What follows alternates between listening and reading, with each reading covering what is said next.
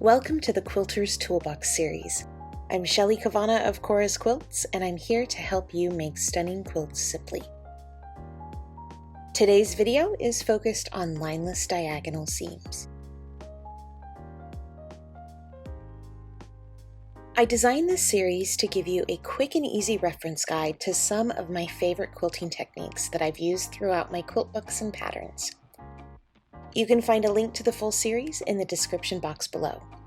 Or if you're looking for help with a specific project, head over to corasquilts.com/patterns and click on the pattern of your choice for a list of all the available tutorials associated with that project.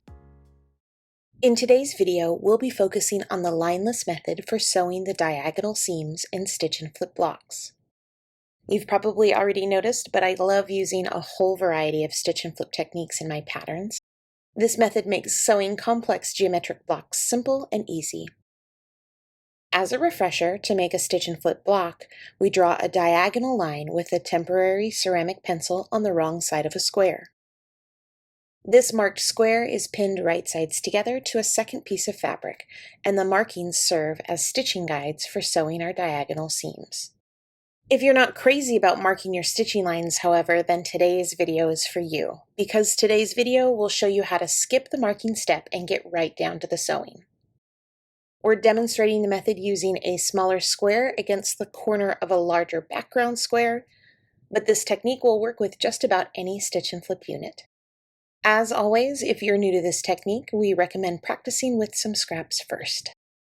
So the trick for sewing lineless diagonal seams is to find a way to project your seam line, your stitching line, from your needle position out onto the bed of your sewing machine. And some machines, like my Bernina B770QE, have the stitching line marked directly here on the machine bed. But this particular machine bed has a handy little window so that you can see to change the bobbin if you need to, but our line is interrupted. So if you have an interrupted sewing line or you don't have a line at all on your machine bed, the easiest way to project your stitching line is to take a piece of washi tape or painter's tape and very carefully place it on your machine bed so that it lines right up with your needle and goes straight out onto your machine bed. Now you want to make sure that you don't cover up your feed dogs, so you may need to cut a little notch at the top of the washi tape before you put it back into place and start sewing. Another one of my favorite tools for making lineless diagonal seams is by using the Sew Straight Guide by Quilt in a Day.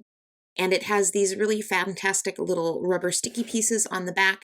And so all you have to do is line up the mat with the needle and press the sticky mats into place, and you are ready to start sewing.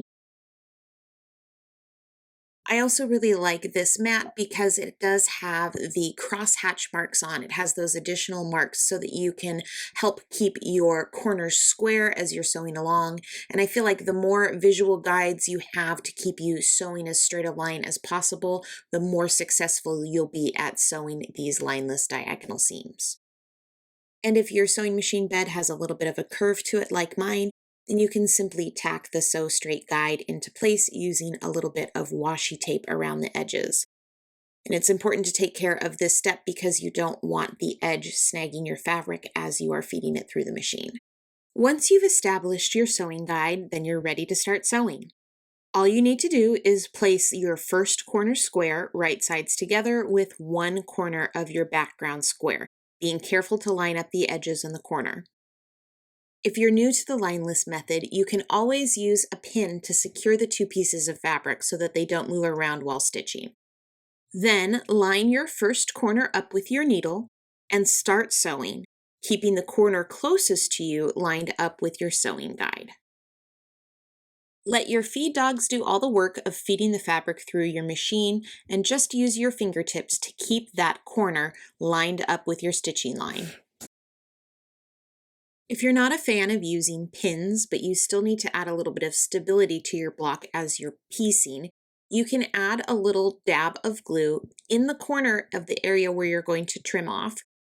My favorite type of glue to use is this Sewline washable glue stick, and that little dab of glue in the corner where you'd trim off anyways is enough to keep your block in place without having to worry about pins as you sew.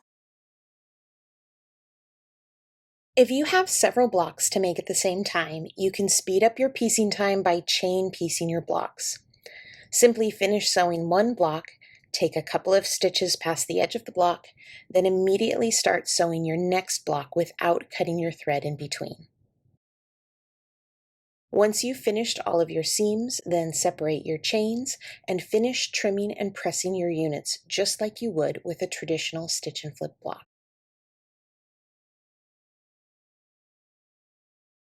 Thank you so much for watching today's Quilter's Toolbox video. Remember, you can share your quilt along or quilt project photos over on Instagram using hashtag Cora's Quilts. And be sure to tag us at Cora's Quilts so that we can see your photos too. Don't forget to stop by our website and sign up for our emailed newsletter to hear all about the happenings in our studio. We'll send you 2 free quilt patterns to say thanks for signing up. If you've enjoyed this video, please give it a thumbs up and make sure you're subscribed to our YouTube channel. Happy sewing, and we'll see you soon with another Quilter's Toolbox video.